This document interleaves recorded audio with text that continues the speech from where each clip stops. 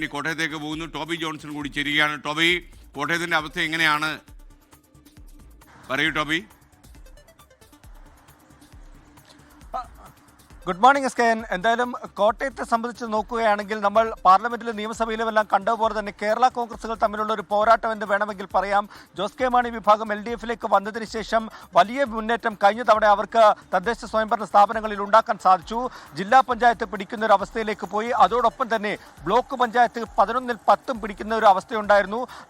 നഗരസഭകളിൽ മാത്രമാണ് UDF-ന് നേട്ടമുണ്ടാക്കാൻ സാധിച്ചത്. 6 നഗരസഭകളിൽ 4ഇടത്തും അവർക്ക് UDF-ന് നേട്ടമുണ്ടാക്കാൻ സാധിച്ചു. ഗ്രാമപഞ്ചായത്തുകളിലേക്ക് വരികയാണെങ്കിൽ 71 സ്ഥലങ്ങളിൽ അധികാരത്തിൽ വന്നുകൊണ്ട് LDF വലിയൊരു തിരിച്ചുവരവാണ് കഴിഞ്ഞ തവണ നടത്തിയത്.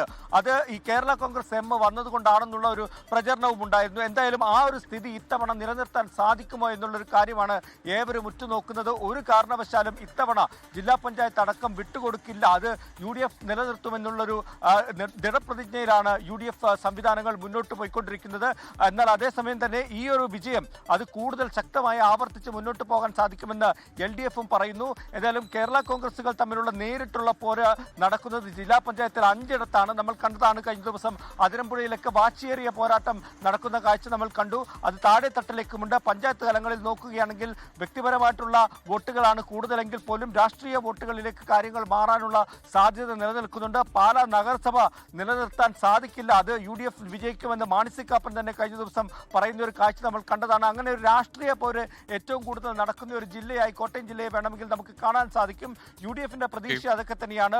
മുന്നണിയിൽ സീറ്റ് വിഭജനം ഒരു പ്രശ്നവുമില്ലാതെ അത് പൂർത്തിയാക്കാൻ സാധിച്ചു.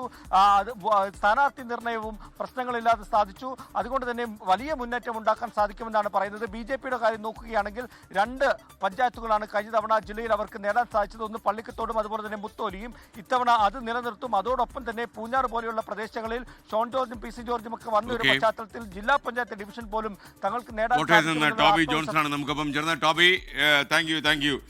ലോകത്തെവിടെയായാലും ഏത് സമയത്തും 24 വാർത്തകളും ഓഗ്മെന്റഡ് റിയാലിറ്റി പാക്കേജുകളും എക്സ്പ്ലെയിനറുകളും വിശദമായി കാണാൻ ഞങ്ങളുടെ YouTube ചാനൽ നിങ്ങൾക്ക് സബ്സ്ക്രൈബ് ചെയ്യാം.